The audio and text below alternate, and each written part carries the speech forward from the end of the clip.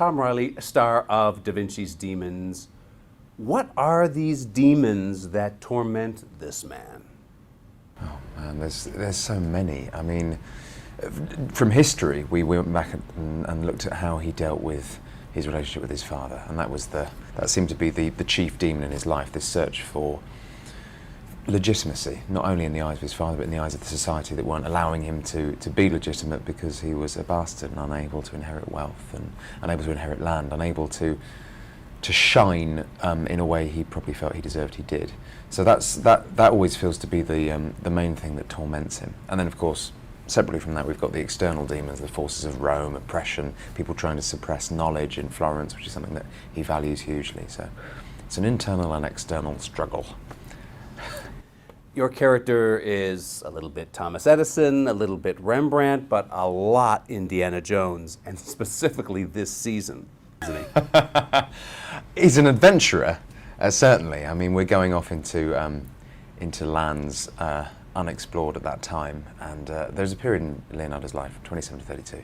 No one has any idea where he was, which, as David Goyer has said, is manna from heaven for a writer, because it's a goldmine. You can just say, okay, so I've got 5 years where someone dropped off the map, and this was someone who we know was constantly pushing himself, constantly exploring the limits of what was possible. So the chances are he might be on the other side of the world in Peru, just having a nose around. So that's what happens this year. Da Vinci is an inventor, he is a painter, he is a genius, but is he crazy? David Goyer, your series creator, says he's bipolar. Well, certainly all the research I did on him showed him to be a wildly divisive character. He was either hugely filled with passion and rage and anger and intensity, or he seemed removed and scientific and focused, and everything else were trivialities that shouldn't infiltrate the prism from which he did his work. And so these two sides of him, they're slightly difficult to match up into one human being, and yet judging by all the records, that's who he was. So certainly bipolar seems to be a modern day explanation for that kind of behaviour. And crazy and genius seem to be two flip sides of the same coin sometimes. This series is defined as historic fantasy, and that's especially true in season 2, isn't it? Because it goes to more fantastic places than earlier. It does. We always, right from the get-go, we build it as a historical fantasy and said, look, we are going to weave fiction in amongst the fact. However, if you do a show about a historical character, people will expect it to be a biopic. People will turn it on thinking, well, this has got to be slavish to Leonardo da Vinci. And so no matter how hard we put historical fantasy over every poster, it wasn't going to necessarily work. This year we've just said, well, okay, you now know what the show is after one season, so we can go even further with it. That's not to say we will stray away from the political intrigue, the stuff that goes on in Italy, but as far as Leonardo's life with the Incans, yeah, that's far more fantastical. At the end of season 1, Da Vinci's secret romance with Lucretia is discovered by Lorenzo, and all hell breaks loose, and a bomb goes off and blasting through a door, fade to black. Now, what happens as season 2 opens? The very first scene might be a little hint at what is to come further down the line, but then we will pick up almost immediately, a heartbeat later. The doors are blown open, and we'll see exactly what happens when the people who blew it open get through onto the other side. And there was a lot of threads left hanging. It was a bold, some might say cruel cliffhanger to leave people on. But we at least we do them the service of tying everything up very quickly. Leonardo is cocky, arrogant, stubborn. How do you make this man likable? How do you make us as the viewer root for him? Man. That is the million-dollar question, because there is something intensely frustrating in a lead character who can achieve anything that quickly and is frustrated with the people around him and doesn't treat people particularly well. I was always aware that there would be a chance to grow the character, and that I could go at it from the beginning in a way that might not be immediately likable, in the knowledge that I could progress him into something that people weren't expecting, or perhaps progress him to the person that they know in their heads or expect when they think of Leonardo da Vinci.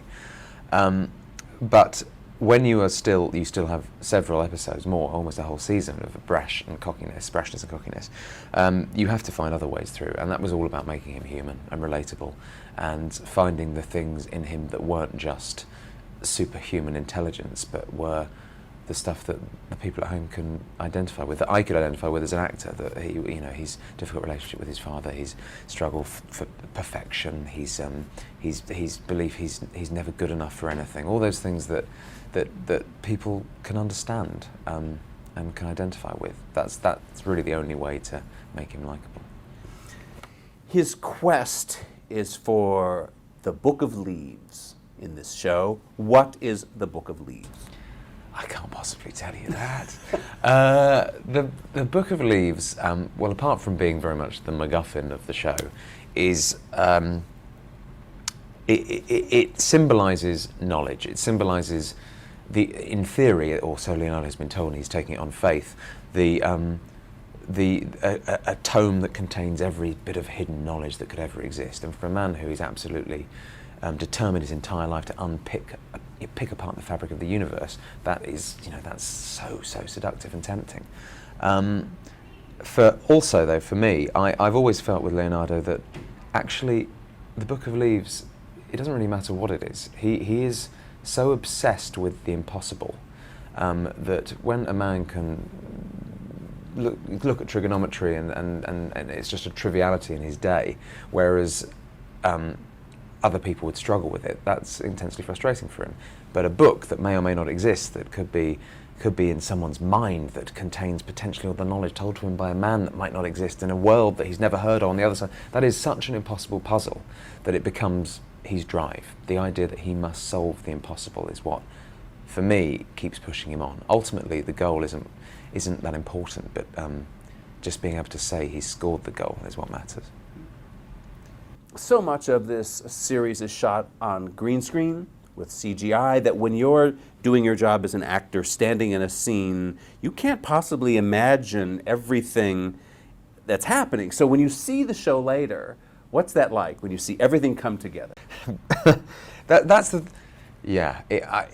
It takes a giant leap. We have a far longer post-production process than a lot of network shows are hampered with, because well before episode 1 is aired, we're finishing episode 10. We're well in advance. So there are hundreds and hundreds of people in post-production, hundreds of people. The craft side of things is astonishing. The VFX team are amazing. So you may be walking a foot along the ground in a quarry with a green blanket laid on the floor, trying to look out into a parking lot where there's a grip having a cup of tea, just sort of staring off into the distance. You watch it on the big screen, and it's the entirety of Peru with Machu Picchu in the distance. And it's sometimes, I watched a bit of it last night, and sometimes you think, oh, I should have done more. I should have been more stunned by it, because I had no idea it was going to be that incredible. None of us did. At the end of season 2, Leonardo da Vinci is a slightly different person than he was when we first met him at the start of season 1. How would you define that? How has he changed?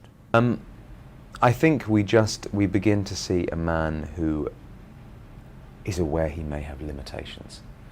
A man who, where previously would run straight into something and say, I can get out of this, I can always get out of everything. He's beginning to learn that perhaps he can't. Perhaps there is a price that is paid by that behaviour. By being fast and loose with people's emotions, by treating people badly, be they men or women, by treating people in his life that he's in love with or otherwise met badly. It doesn't always work out the best for him or them. I think he's learning humility. What's your work schedule like? How many months a year do you work? How many hours a day? How many scenes and takes do you shoot?